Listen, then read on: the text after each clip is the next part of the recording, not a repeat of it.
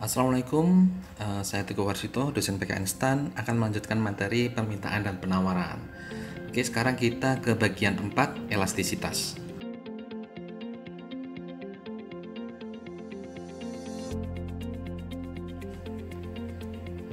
Di bagian sebelumnya, kita sudah membahas pergerakan sepanjang kurva dan pergeseran kurva, baik permintaan dan penawaran. Perubahan tersebut membuat perubahan quantity demanded maupun quantity supplied. Pertanyaannya adalah berubah sebesar apa gitu kan? Seberapa responsif? Nah, ini yang akan dijawab dengan konsep kita, konsep elastisitas. Nah, jadi elastisitas adalah ukuran responsivitas perubahan quantity demanded atau quantity supplied sebagai respons perubahan-perubahan faktor yang memengaruhi. Nah, faktornya apa? Faktor yang kemarin kita sudah bahas. Oke, seperti itu. Nah, kita akan membahas 4 jenis elastisitas, price elasticity of demand, kemudian income elasticity of demand, cross price elasticity of demand, dan juga price elasticity of supply. Nah, 1, 2, 3 ini merupakan bagian dari elastisitas permintaan.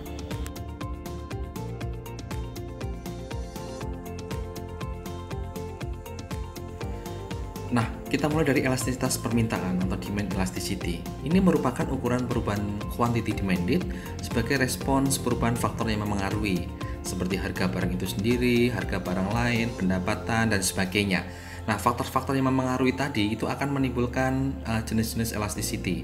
Misalnya kalau harga barang itu sendiri nanti kita sebut sebagai price demand elasticity, kemudian kalau pendapatan berarti income elasticity of demand, dan kalau harga barang lain kita sebut sebagai cross price elasticity of demand. Oke. Nah, kemudian suatu permintaan itu dikatakan elastis jika perubahan faktor tadi itu berpengaruh signifikan terhadap perubahan jumlah yang diminta. Kalau tidak signifikan disebut inelastis. Nah, misalnya gini, disebut elastis itu saat faktor yang memengaruhi berubah 5% misalnya, itu jumlah yang diminta berubah lebih dari 5%. Nah, kalau kurang dari 5% berarti tidak elastis atau inelastis. Nah, jenis elastisitas permintaan ada 3, seperti yang saya sebut tadi. Ada price elasticity of demand, ini mengukur responsivitas akibat perubahan harga barang itu sendiri. Ada income elasticity of demand, ini mengukur responsivitas atas perubahan pendapatan. Dan yang terakhir adalah cross price elasticity of demand, ini mengukur responsivitas atas perubahan harga barang lain. Oke, seperti itu.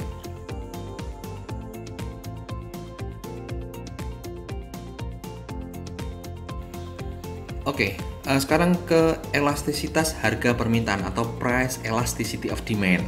Oke, jadi ini adalah ukuran perubahan jumlah barang yang diminta akibat perubahan harga barang tersebut. Oke, tadi saya sudah sebut. Dan nilainya sudah pasti negatif. Oke, kenapa negatif? Karena sesuai dengan hukum permintaan, saat harga naik, jumlah yang diminta akan turun. Oke, nah ini rumusnya. Elastisitas ini adalah hasil perbandingan atau pembagian antara persentase perubahan quantity dibagi persentase perubahan harga. Nah, kalau kita bicara persentase perubahan berarti misalnya persentase perubahan Q berarti Q2 dikurangi Q1 dibagi Q1, kan seperti itu, kali 100%. Nah, kalau persentase perubahan P berarti P2 kurangi P1 per P1 kali 100%. 100% dibagi 100% kita coret, hasilnya seperti itu. Nah, rumus akhirnya adalah price elasticity of demand ini adalah Q2 dikurangi Q1 dibagi P2 kurangi P1 dikalikan P1 kali Q1, atau Q2 kurangi Q1 kita sebut sebagai delta Q, P2 kurangi P1 kita sebut sebagai delta P. Maka price elasticity of demand itu rumusnya adalah delta Q dibagi delta P dikalikan dengan P per Q. P per Q ini adalah P dan Q awal. Nah, ini adalah contoh soalnya. Misalnya saat harga $5 konsumsinya adalah 3 unit. Saat harga itu berubah $3 maka konsumsinya menjadi 5 unit. Maka dari sini kita bisa menghitung nilai elastisitas harga permintaannya atau price elasticity of demand-nya. Berarti delta Q dibagi delta P dikalikan dengan P per Q. Delta Q-nya berapa? 5 dikurangi 2, 3 unit. Delta P-nya berapa? 3 dikurangi 5, oke, minus 2 dikalikan dengan harga awal 5 di per quantity awal 3, nilainya berapa? Minus 2,5. Nih lihat, elasticity of demand-nya nilainya negatif. Nah, sekarang tadi soalnya kita sudah ke kasus. Nah, bagaimana kita menentukan price elasticity of demand untuk persamaan garis atau persamaan permintaan? Nah, misalnya persamaan permintaannya adalah H sama dengan A minus BP. Di sini delta H per delta P-nya itu sama dengan minus B. Karena kita tahu bahwa kalau kurva permintaannya berbentuk garis lurus, maka delta H per delta P itu selalu tetap. Nilainya berapa? Minus B. Oke, karena sebenarnya delta H per delta P kalau kita belajar matematika itu kan berarti turunan pertama dari H terhadap P. H sama dengan A min BP, turunan pertama terhadap P berarti minus B. Oke, seperti itu. Oke, lanjut. Nah, misalnya kalau ada kurva permintaan dengan gradien M, maka delta H per delta P adalah 1 dibagi dengan M. Nah, untuk kurva permintaan, itu kita bisa membandingkan antara kurva yang satu dengan kurva yang lain, itu elastisitasnya seperti apa itu berdasarkan bentuknya. Semakin mendatar kurva, itu semakin elastis.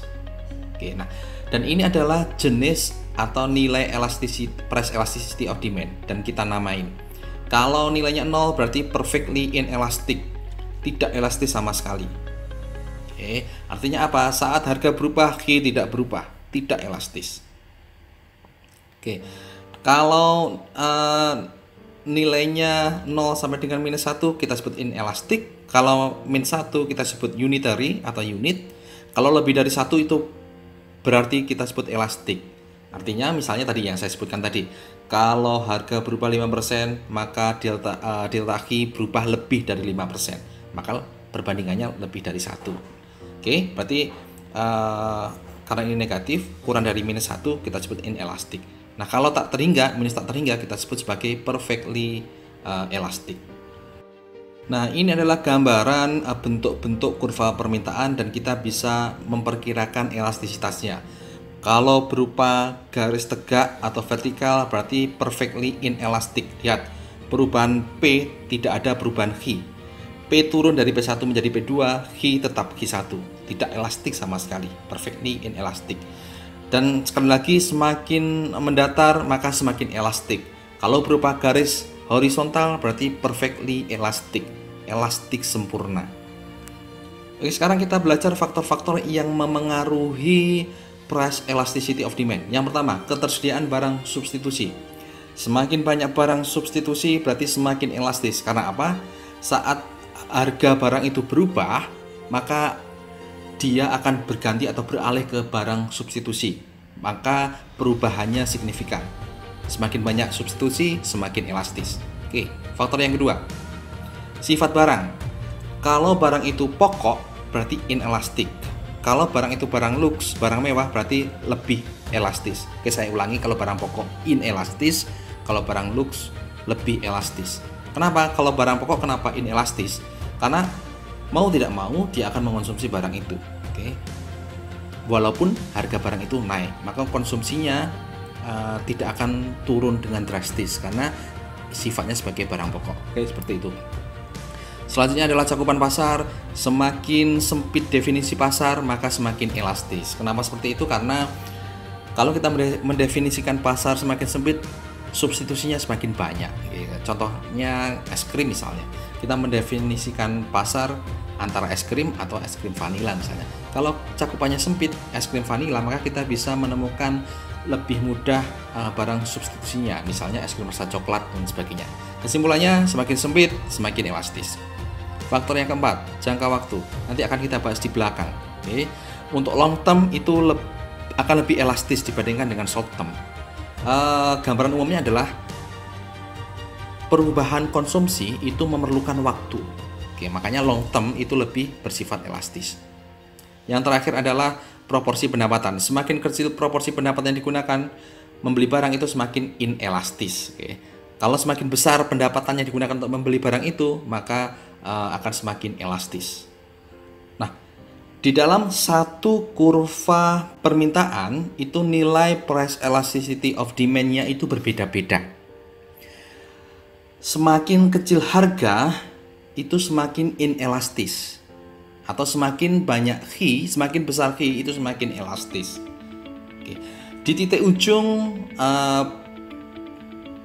saat P paling tinggi itu perfectly elastis, sangat elastis, elastis sempurna. Tapi saat P sama dengan 0 itu perfectly inelastis. Nanti kita akan buktikan perhitungannya. Oke. Intinya adalah dalam satu kurva elastisnya berbeda-beda, kemudian di titik dengan harga tinggi dan kualitas rendah itu lebih elastis.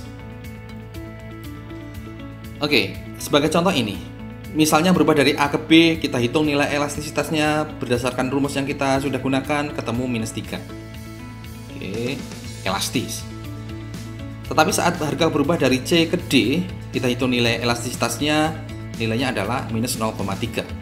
Berarti inelastis, tidak elastis. Nah, itulah mengapa di sepanjang kurva permintaan itu elastisitasnya berbeda-beda. Oke, sekarang kita akan membahas antara point dan arch elasticity. Elastisitas titik dan elastisitas busur. Oke, kita lihat dari grafis. Oke. Misalnya harga berubah dari A ke B, kita hitung nilai elastisitasnya, ketemu -4/3. Tetapi kalau harga itu bergerak dari B ke A, kita hitung elastisitasnya, ketemu -5/2. Nilainya berbeda. Oke. Padahal pergerakannya sama, hanya berkebalikan saja. Dua perhitungan itu menimbulkan hasil yang berbeda, padahal pergerakannya sama. Nah, untuk mengatasi hal ini, rancunya penghitungan elastisitas ini digunakanlah elastisitas busur atau arch elasticity dengan cara menggunakan dua titik acuan harga dan mengambil rata-ratanya. Oke, ini sering disebut sebagai revisi atas rumus yang telah kita gunakan sebelumnya. Oke, penghitungan ini sering disebut sebagai midpoint method. Oke, rumusnya hampir sama kecuali yang tadi yang komponennya yang agak berubah. ED itu sama dengan delta Q per delta P, sama seperti yang sebelumnya, dikalikan dengan P bar dibagi Q bar. Kalau di awal tadi adalah P1 dikalikan dengan dibagi dengan Q1. Kalau ini P bar per Q bar. Bar di sini menunjukkan rata-rata, berarti P1 ditambah P2 dibagi 2. Q bar menunjukkan rata-rata Q, berarti Q1 ditambah Q2 dibagi dengan 2. Oke. Nah, berdasarkan perhitungan elastisitas busur, maka nilai elastisitasnya adalah -9/5. Baik A ke B maupun B ke A, itu akan menghasilkan nilai yang sama. Nah, perbedaan price elasticity of demand itu akan memengaruhi pendapatan. Oke. Jadi saat misalnya produsen menaikkan harga, itu akan berbeda hasilnya jika elastisitasnya berbeda. Misalnya yang sebelah kiri itu elastisitas permintaannya berarti inelastis. Oke. Saat inelastis, saat menaikkan harga dari misalnya dari $4 ke $5, itu akan memberikan pendapatan yang lebih besar bagi produsen. Oke, kalau kita bandingkan antara daerah A dan B, besaran A. Sebaliknya, jika kurva permintaannya adalah elastis, kenaikan pendapatan dari $4 ke $5 itu justru akan mengurangi revenue yang diterima oleh produsen. Kita lihat daerah A dan B, besaran B. Oke, B ini adalah sebelum menaikkan harga. Oke, seperti itu.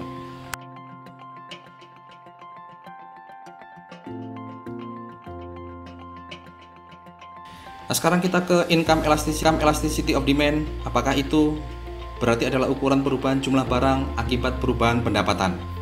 Oke, rumusnya persentase perubahan barang dibagi dengan persentase perubahan pendapatan. Mirip seperti yang tadi. Oke, perbedaannya adalah kalau tadi terhadap harga, kalau ini terhadap pendapatan. Berarti elastisitasnya delta Q per delta I dikalikan dengan I1 per Q1. Nah, untuk barang tertentu itu sifatnya berbeda-beda. Untuk barang normal, hasilnya adalah positif karena kenaikan pendapatan akan direspon dengan kenaikan jumlah barang yang diminta. Kalau barangnya inferior, berarti elastisitas pendapatannya negatif. Oke, karena apa? Karena kenaikan pendapatan akan direspons dengan penurunan jumlah barang yang diminta. Nah, untuk barang normal sendiri bisa kita bedakan menjadi dua. Barang itu lux atau necessity. Oke, Kalau looks berarti nilai elastisitasnya lebih dari 1. Kalau 0 sampai dengan 1 berarti barang itu sifatnya necessity, barang primer atau barang pokok. Nah, ini adalah contoh perhitungannya. Misalnya pendapatan awalnya 500, konsumsi berasnya 2 kilo. Saat naik menjadi 1 juta, konsumsinya menjadi 6 kilo. Hitung nilai elastisitasnya dan jenis barang nasi itu apa. Oke, kita hitung, maka kita dapat elastisitasnya adalah 2. Kalau 2 berarti barang itu barang normal. Oke, dan sifatnya adalah lux. Jadi buat orang ini beras itu termasuk barang yang mewah. Nah, sekarang ke cross price elasticity of demand. Apa itu? Berarti ukuran perubahan jumlah barang yang diminta akibat perubahan harga barang lain. Oke, nilainya berupa apa? Berarti nilainya merupakan perbandingan persentase perubahan barang yang diminta dibandingkan dengan persentase perubahan harga barang lain. Oke, rumusnya seperti ini, mirip price elasticity of demand tadi, cuman P di sini harganya menggunakan harga barang lain. Oke, bukan harga barang itu tapi harga barang lain. Oke. Nilainya berbeda antara barang substitusi dan barang komplementer. Jika barang substitusi maka elastisitas silangnya positif. Kalau komplementer elastisitas silangnya negatif. Kenapa yang substitusi positif dan sebaliknya? Karena untuk barang substitusi, saat harga barang lain itu naik, maka permintaan terhadap barang kita juga naik. Oke, arahnya bersamaan. Itulah mengapa nanti pembagian antara delta Q per delta P positif. Sebaliknya jika komplementer, delta Q per delta P akan negatif. Oke, seperti itu. Nah, ini adalah contoh perhitungannya. Misalnya harga teh $1, konsumsinya 2 unit. Pada saat itu harga gula itu $2. Ternyata tiba-tiba harga gula naik menjadi 5. Sehingga akan memengaruhi konsumsi teh dari awalnya 2 unit, sekarang tinggal 1 unit. Kita hitung nilai elastisitas silangnya.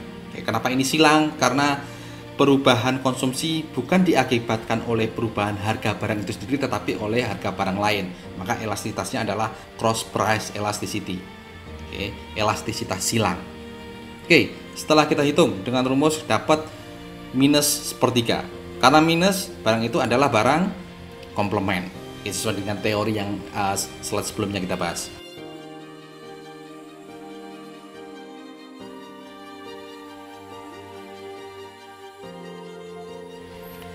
Oke, sekarang ke price elasticity of supply. Oke, apa itu? Ukuran perubahan quantity supply sebagai respon perubahan harga barang itu sendiri. Jadi sekarang dari sisi produsen. Oke, perubahan jumlah barang yang ditawarkan akibat perubahan harga barang itu. Oke, sama konsepnya. Elastis jika pengaruhnya signifikan, inelastis jika tidak berpengaruh signifikan. Oke. Nah, ini rumusnya. Elastisitas penawaran itu sama dengan delta Q per delta P dikalikan dengan P per Q. Oke.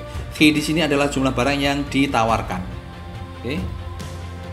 Nah, kalau kita misalnya menggunakan midpoint, berarti ES-nya, elasticity of supply-nya, berarti delta Q per delta P dikalikan dengan P bar per Q bar, di mana P bar itu adalah P1 plus P2 dibagi 2, dan Q bar itu sama dengan Q1 plus Q2 dibagi dengan 2. Karena sama-sama dibagi 2 bisa kita hilangkan. Oke, nah kalau persamaannya, kalau kita tahu persamaan penawaran, maka kita juga bisa memperhitungkan elastisitasnya. Nilai delta Q per delta P untuk persamaan penawaran Q sama dengan A plus BB adalah B. Kalau misalnya kurva penawarannya gradiennya M, berarti delta Q per delta P adalah 1/M. Nah, elastisitas penawaran akan bernilai positif. Oke, sesuai dengan hukum penawaran. Dan semakin mendatar kurva itu semakin elastis, sama seperti kurva permintaan tadi. Oke, dan ini adalah nilai-nilainya dan jenis elastisitasnya. Jika nilainya 0 berarti perfectly inelastic. Inelastis sempurna, tidak elastis sempurna. Jika antara 0 dan 1 inelastis, 1 disebut sebagai unit elastik, lebih dari 1 berarti elastis.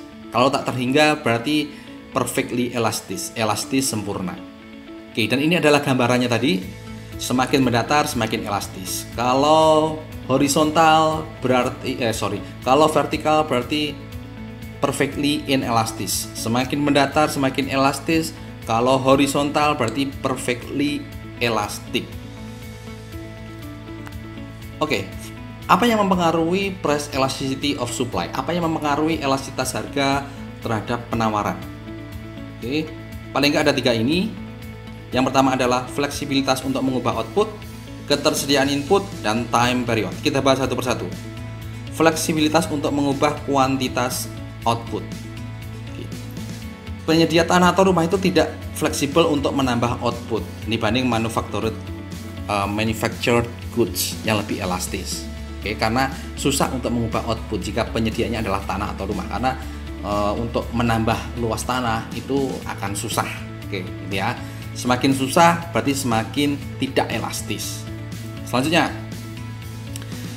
semakin banyak input yang tersedia untuk proses produksi itu berarti semakin elastis. Oke, jelas. Dan penawaran akan lebih elastis di long term, di jangka panjang, karena perusahaan akan membutuhkan waktu untuk penyesuaiannya. Oke, untuk menambah pabrik, untuk menambah pekerja dan sebagainya itu perlu waktu, makanya lebih elastis dalam jangka panjang.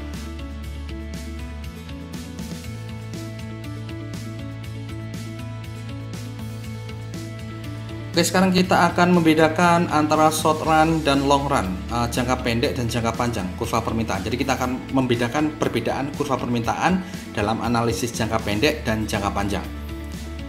Untuk sebagian besar, permintaan akan lebih elastis dalam jangka panjang. Kenapa? Karena orang butuh waktu untuk mengubah kebiasaan konsumsi. Oke. Namun untuk barang durable, untuk barang yang tahan lama, itu akan lebih elastis dalam jangka pendek atau short run. Oke, intinya pada umumnya permintaan akan lebih elastis dalam jangka panjang, kecuali untuk barang dengan jenis durable, tahan lama. Oke, kenapa seperti itu?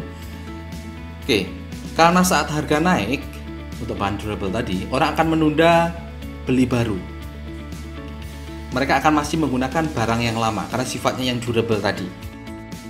Contoh kasusnya seperti ini. Jadi misalnya setiap bulan itu ada 1000 orang yang beli barang durable. Contohnya televisi. Oke, jadi ada 1000 orang setiap bulan yang beli televisi. Nah, saat televisi itu naik gitu ya, itu ada sebagian orang yang itu akan mengurungkan niatnya. Dia akan memperpanjang masa manfaat televisi itu. Oke, jadi dengan menaiknya harga barang televisi, jumlah permintaannya yang biasanya 1000 akan turun. Oke, akan turun, misalnya sekarang tinggal 500 orang yang beli televisi. Oke, jadi dalam short run permintaan itu elastis. Oke, namun untuk jangka panjang karena masa usang televisi dan sebagainya, mereka tetap harus beli gitu ya. Nah, industri yang memproduksi barang durable tadi disebut sebagai cyclical industries. Kenapa disebut sebagai cyclical industries? Karena fluktuasinya mengikuti siklus ekonomi. Nah, ini adalah contoh grafis kurva permintaan untuk barang yang untuk jangka pendek dan jangka panjang. Untuk barang umum kita lihat long run lebih mendatar, berarti long run lebih elastis. Untuk durable goods, short run-nya, kurva permintaan yang short run SR itu lebih mendatar, makanya SR lebih elastis. Nah, ini adalah gambaran tadi yang saya sebutkan tadi, bahwa untuk yang barang durable itu fluktuasinya akan mengikuti fluktuasi ekonomi dibandingkan dengan barang-barang non durable. Kita lihat fluktuasinya lebih fluktuatif untuk barang-barang durable. Oke, selanjutnya bagaimana perbedaan antara elastisitas penawaran untuk short run dan long run. Nah, sama, untuk penawaran itu akan lebih elastis dalam jangka panjang atau long run. Oke, kenapa seperti itu? Karena dalam jangka pendek perusahaan itu akan menghadapi capacity constraint. Untuk meningkatkan produksinya dengan cara membangun pabrik, rekrutmen pekerja, membeli peralatan dan mesin itu perlu waktu. Oke, itulah mengapa dalam jangka panjang itu lebih elastis. Nah, namun untuk barang tertentu yang sifatnya durable dan recycled itu penawaran akan lebih elastis dalam jangka pendek. Misalnya scrap metal. Penjelasannya seperti ini. Oke, misalnya tembaga adalah primary supply, kemudian yang scrap metal tadi yang diolah menjadi tembaga itu merupakan secondary supply. Sekarang kita analisnya adalah yang secondary supply ini. Oke. Saat harga tembaga itu naik, itu terdapat insentif untuk mengolah scrap menjadi tembaga. Oke, jadi secondary supply itu saat akan naik. Namun dalam jangka panjang, stok scrap itu akan berkurang. Itulah mengapa dalam jangka pendek itu lebih elastis untuk secondary supply-nya dibandingkan dengan jangka panjang. Oke.